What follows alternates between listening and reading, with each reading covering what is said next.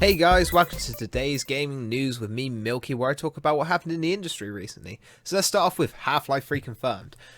This is a debatable issue, but Steam Database, which is a semi-reliable source, has announced that basically their files have been found and it's possible. With the latest things with Dota 2 and the Source Free engine and the teasers from their computer screens, it is definitely a possibility. I wouldn't get your hopes up because either Valve is being a massive douchebag or it could happen in the next, I would say, 3 years. So let's keep a lookout for that. Hard cut. Yeah, guys, that's the last time I'm doing it. I'm going to try a new way this episode. Tell me what you think in the comments below after the video. And I'm trying to improve, so let's get it. The next piece of news is Brutal Legend 2. If anyone remembers that, with Jack Black on the guitar. It's possible that we could see a second one. It really depends on the success of Psychonauts 2, though, from the same developer, who have said that if they get the right amount of support for that game, then they could, and emphasis on could, release a second Brutal Legend 2. So if you are interested in that, make sure to go support Psychonauts. So let's move on to some Overwatch news, guys, to update you on that.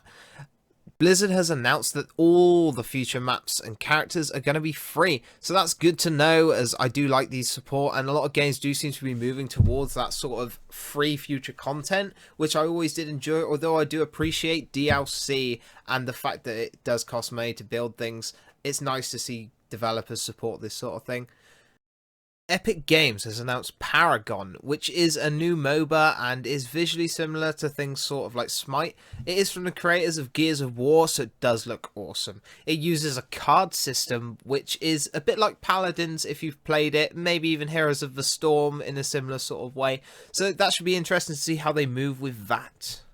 Some bad news for the people who like Fallout 4 mods is that the latest patch seems to have disabled them. It's not sure if it's intentional or not, though.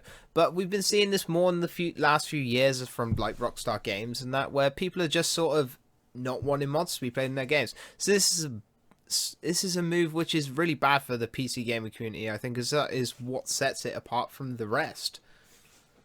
So Game, the UK retailer, has started selling PC parts from Overclockers, which is a popular PC parts site. If you don't have a PC, I'll go have a look at that. I personally bought mine for Cyberpower, but, you know.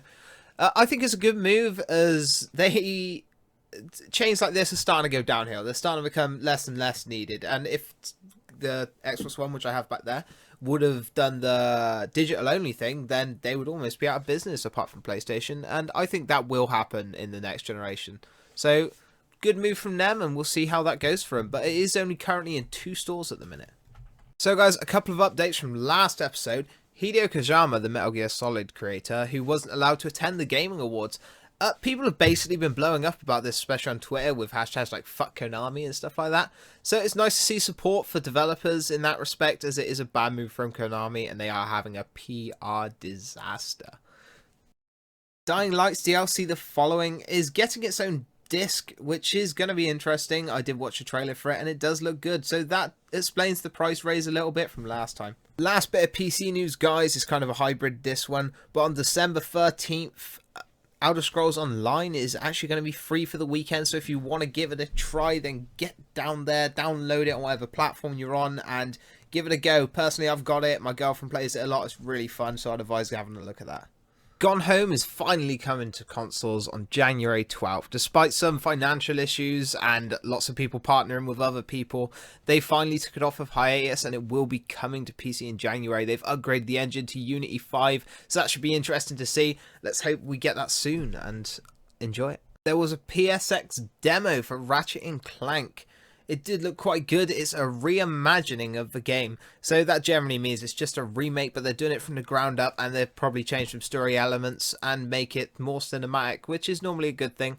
And it helps people sort of connect with the characters and see what's going to happen. So I'm happy to see that, and I will be watching the gameplays. So guys, a bit of news for Final Fantasy fans. I bet you're happy. Final Fantasy VII trailer has been shown at the PSX and it looks great. It did. I gotta admit, the lighting looked awesome.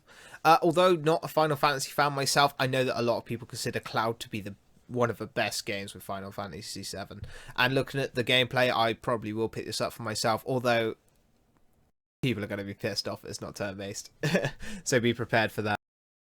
PlayStation, in banter news, has announced an app for iOS and Android, which is going to be that you can message people through the PlayStation Network, which is a really, really stupid idea. So when you're sucking at COD, and when I'm sucking at COD, we can message each other saying how much we suck at COD to piss people off. It's going to be great, I admit, but it is a really bad move from Sony. I'm assuming that they are going to have settings to turn off notifications or even completely disable the point of it. It's a good idea and a bad idea, but mostly a bad idea. It'll be interesting to see how long it stays, though.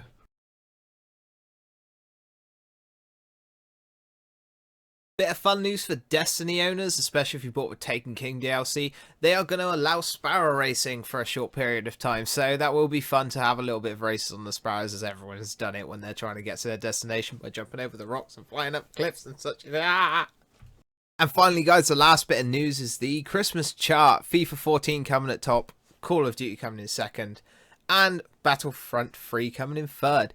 It's going to be fun to see how that evolves over the coming course. Just Cause 3 is in number 4, and Rainbow Six Siege has just got into a top 10.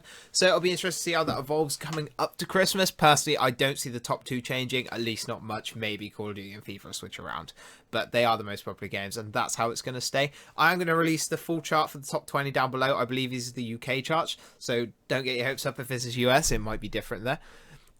But for me, guys, that's it today. I'm going to release another episode on Friday. I'm going to start trying to do them Tuesdays and Fridays, and I'm going to change it up slightly each episode depending on how the feedback goes. To the people who are watching this, I'm pretty much just sending it out privately. If you come across it via YouTube search, please do leave a comment, as random comments and random viewers are the people who will help me as well as regular viewers. Thank you for watching, guys. Thank you for helping me even get to this stage, although it's only the 3rd episode. I think this has gone much better than the other 2.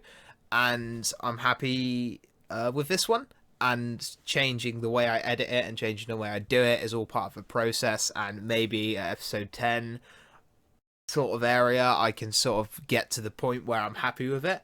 And I do want to introduce some things like questions and maybe at some point maybe even giveaways and such. So thanks for watching, guys. Please do leave a comment. Please leave a thumbs up if you enjoyed the video. If you didn't, obviously leave it a thumbs down. Make me cry again. But I'll see you next time. I'll see you on Friday. Be sure to subscribe and stay tuned.